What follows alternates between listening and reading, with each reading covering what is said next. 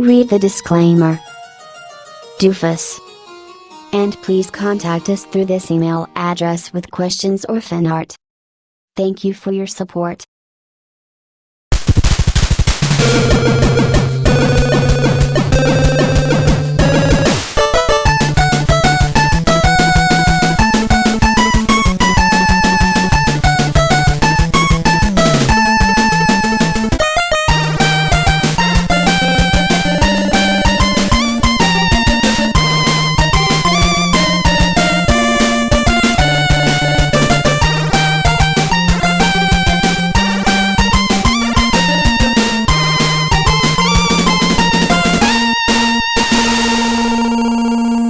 You know what, gang? I think I haven't paid enough tribute to the root of the Transformers franchise. Diaclum. Yes, before Transformers proper came out in the West, it was originally a line of transforming robot cars from Japan called the Diaclone. More specifically, it was the Diaclone subline car robots, I think? They're super car whatever. I'm not Christmas feely, what do I know? But today, we're talking about a double pack that pays tribute to Diaclum. Salutations, denizens of the internet. I'm Firebite27, and let us commence our analysis of Generation Select's Cordon and Spinout. Okay, much like the Vertebrake Versus video, I will be breaking up this video into a segment per figure. As such, we start out with the weaker half of this 2-pack, Cordon. A statement that I genuinely didn't think I'd be saying when I first got this pack. Mostly because I liked how unique it was when compared to the other figures that share this mold. By which I literally just mean the Coptastic light bar molded onto the top of the roof. I'm especially fond of the clean paint job that they gave to the clear red paint on the light bar. But apart from that, I really don't have a lot of compliments for this car mode. Starting off with a somewhat trivial issue, the wheels. Don't get me wrong, for being clipped in wheels, they roll fairly well, right up until one of the hind wheels falls off because, well, one of the mushroom pegs that was used to hold it in place snapped off right out of the box. Then there's the issue of cartoon accuracy, and I know that's ironic to say because this was never featured in the G1 cartoon, but I'm not talking about the accuracy of the character to the G1 cartoon, I'm talking about the accuracy of the base mold to the G1 cartoon. As I mentioned back in my Kingdom Warpath and Kingdom Cyclonus reviews, the Sunbow models for the characters in the G1 cartoon were made to be simple, cheap, and easy to animate. Of course, this will probably contradict what I said back in those 2 episodes, because I said that one of their strongest elements was their cartoon accuracy, so in order to explain myself, I have prepared a special chart that will allow me to demonstrate what I mean. In the diagram, the x-axis represents the design philosophy in a toy line, and the y-axis, meanwhile, is an indicator of the average quality of a line. Now then, on the far left side of the graph, in the dead center, we have G1. Not as in it G1ers G1, but as in the figures that were released in G1. You can't get much more G1 than the figures that were released in G1.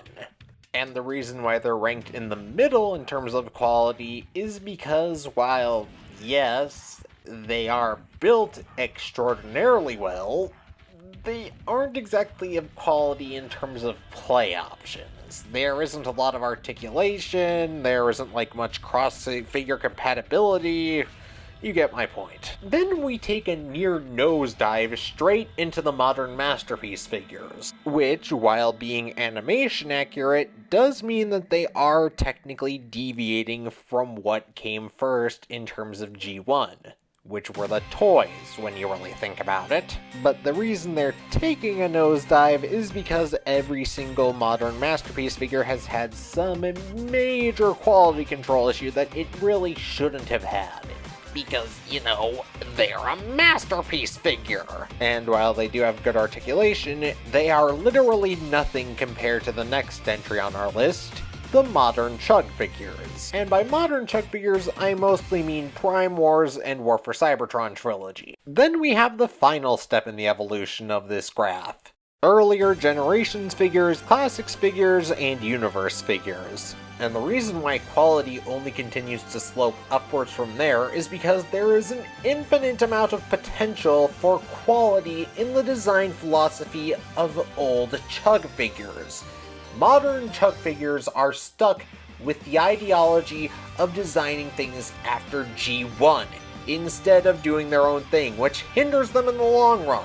A friend from Twitter named Jazz Tracy, who you should totally follow by the way, came up with a great term to describe it, the masterpiece philosophy and the valley that it forms, that being uncomfortably sunbow.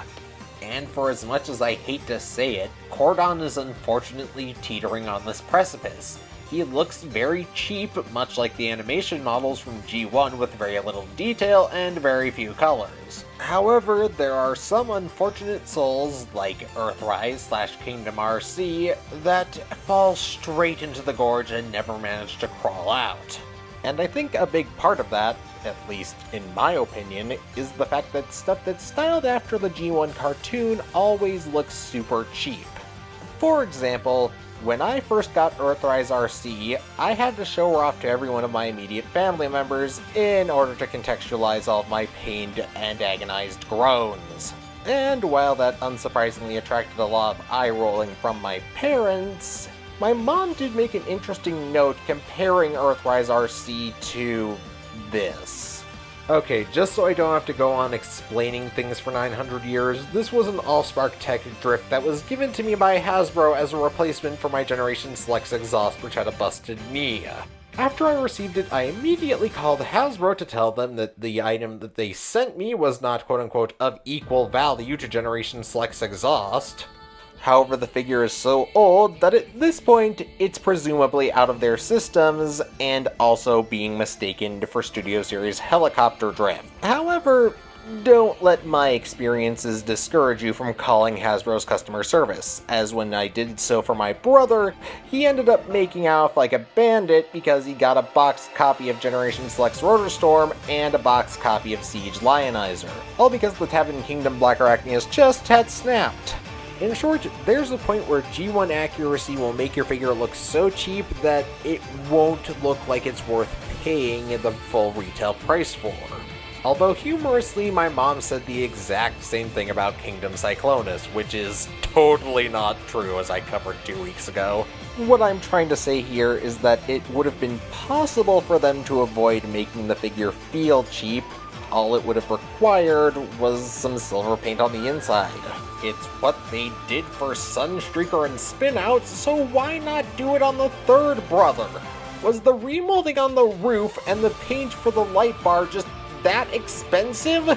Also, they forgot to paint in the vents on the side of the Countach mode. Yes, I know this isn't technically a Countach, but they left the paint off of it. Why? Not to mention that the segmenting of the windows on the side looks totally stupid. I have never seen a car that has windows that are segmented like this. It's just... why? Fortunately, the white plastic doesn't wash out what detail is there, unlike other white figures in my collection, such as Earthrise Ramjet. However, it doesn't even come close to touching the glory of figures like Siege Ratchet. In short, while I do like Cordon, I do think that his vehicle mode is the weaker of the two included in the box set. Spinout, on the other hand, is just amazing, and he basically embodies the antithesis of every single problem I had with Cordon. Nice, bold red plastic, clear blue windows with silver paint on the underside preventing the interior from showing, and it rolls without having any of the wheels pop off at any point, which is something that I love about this vehicle. In fact, something about it seems very familiar to the part of my brain that's obsessed with Kamen Rider. Huh. I wonder what that could be. Sorry, my headphones just ran out of power. Seriously, with the combination of colors here, it feels like a fusion of the Lamborghini 1975 Countach and the Trideron from Kamen Rider Drive. It's just so cool. Whenever I even look at this vehicle mode, Surprise Drive starts blaring in the back of my head. which is fine because it is an awesome song. Not to mention it's being sung by Kamen Rider Eternal, which is weird but really cool.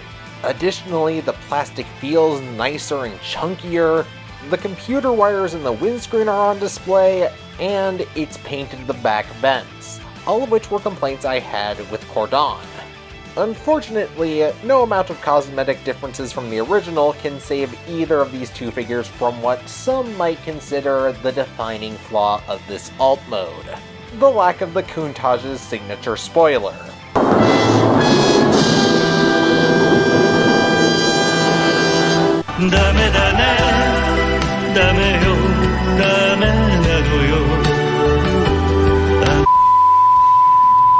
However, in researching the Countach models, I discovered that this figure might actually be based on one of the Countach models that didn't have a spoiler, the LP400 Periscopa. I mean, if you have a spare Earthrise Wheeljack lying around, you could try using it to replace the spoiler, but I tried that and it just looks bad.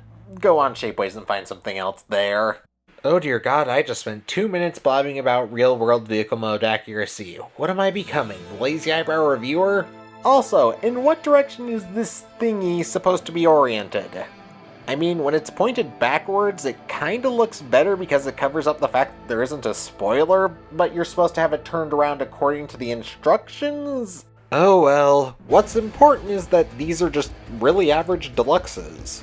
In that they ain't bad, they just ain't special. Though, to an extent, I guess they actually are kinda special because they are good molds from the Earthrise line, both in quality and in size. In other words, here they are next to last week's review, Hunt for the Decepticons Tomahawk, the last Generation Selects figure I reviewed on this channel, Zaytar, and Generation Selects Throater Storm, the last G1 character I reviewed on this channel, Kingdom Cyclonus, the last G1 Autobot I reviewed on this channel, Kingdom Warpath, a pair of red and white Seekers, Earthrise Ramjet and Thrust, another pair of red and white Autobots, Siege Ratchet and Earthrise Ironhide, the standard Qtama, the standard can of sparkling water, and the Fraud Side.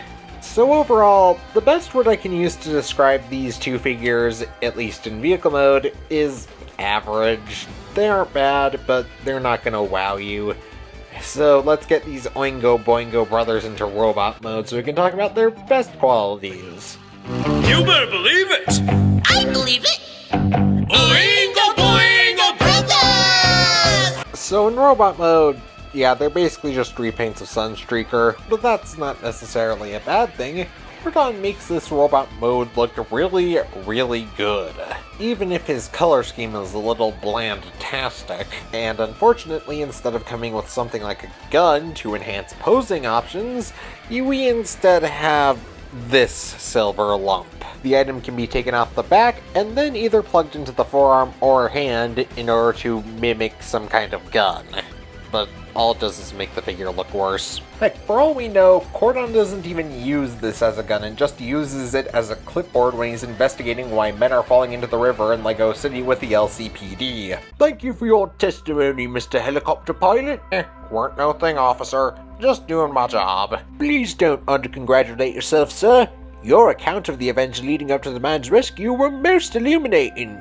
Now then, would your rescue vehicle also be willing to provide witness testimony? I'm not sure that's possible, officer. Can you tell the fuzz to beat it? I got places to be tonight. I don't need to be stuck here answering questions. Hey! In terms of other imperfections, we have this weird orangish, brownish smudge. In person this looked like dried blood, but on camera it looks weirdly orange. And do you remember the lack of silver paint from the vehicle mode? Well, now it's come to bite us back in the butt again, because now we get to see what's inside of the torso. Though for some weird reason, he seems to work the best with weaponizers and fossilizers. I have no idea why. Maybe it's just something about the white paint scheme that makes it gel well with the other off colors, but I just like it when it looks like this. But unfortunately, that's one of the only few things I like about this figure. And again, it seriously reminds me of the toon-weighted parts of Earthrise, and not in a good way. And really, the only thing I have left to say to him is Cordon Bleu. Get it? It's like Sacre Bleu, because Sacred Blue, or Good Heavens, if Cordon Bleu is a kind of whatever. Fortunately, much like the vehicle mode, Spinout embodies the exact antithesis of all of my issues with Cordon's robot mode. But this time, it's not just because of the bold red finish. Oh no, it actually feels better in this mode. Like the plastic and joint tolerances are vastly improved over Cordon. And on top of that, he just looks legitimately way more badass than Cordon. Like, I'm not sure how Pavlovian it is at this point, thanks to media like Bionicle, Power Rangers, and basically whatever other kid-targeted show in the 2000s that was trying to sell toys. But red makes him look like he's more of a leader than Cordon. Like he'd be fighting in the front lines right alongside Ironhide to fend off the Autobot Ark from any Decepticon invasions. Or he'd be the only Autobot worthy of riding Grimlock like a surfboard. Heck, I don't think he'd be too out of place with the Wreckers. And I've said before that I prefer light piping to painted eyes, but in this case, I really do think that this design works because of the yellow painted eyes. They just seem all that more piercing and bold against his dark helmet. I honestly just wish that both figures in the pack had been this good and this fun to handle. Especially since when you have multiple of the same mold in the same package and you're trying to sell that package, you'd better make sure that both repaints are of the same quality so that the people buying it don't feel ripped off, which is really easy when you're selling multiple copies of the same mold in the same box. But that doesn't mean they don't have some great articulation. Robot mode articulation is literally identical between both figures. Each possesses a ball joint at the head, arms can shift vertically at the shoulders, spread outwards and rotate. Both arms possess a rotation at the bicep, and bend at the elbow. The lower half of the body rotates at the waist. The legs can rotate at the thighs, as well as move outwards. They can also kick forwards and backwards at the hip, and the legs also bend at the knees. The feet tilt at the ankle, bend at the toes, and have heel spurs that can be bent upwards. Honestly, in terms of articulation, I'd say that these figures are right around average for the line that they came out in. They're also average for their size, so, let's do the size comparisons, I guess.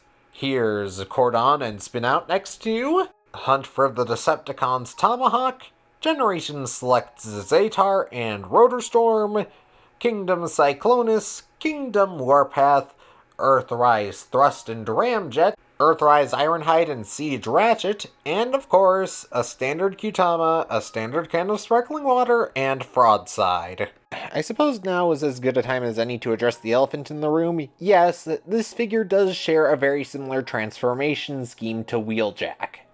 However... OMG, I can't believe Byte forgot that this random piece was also on Earthrise Wheeljack. Wheeljack is Sunstreaker, #Illuminati confirmed. No, this totally isn't a retool of Earthrise Wheeljack. It is... And now he's trying to claim that they totally aren't the same figure. He's trying to lie to all of us as part of a government conspiracy. Firebite is #Illuminati confirmed. What? Guys, no, I'm serious here. This isn't a retool, it's a... What a moron. Lol. I bet he thinks the Earth is flat.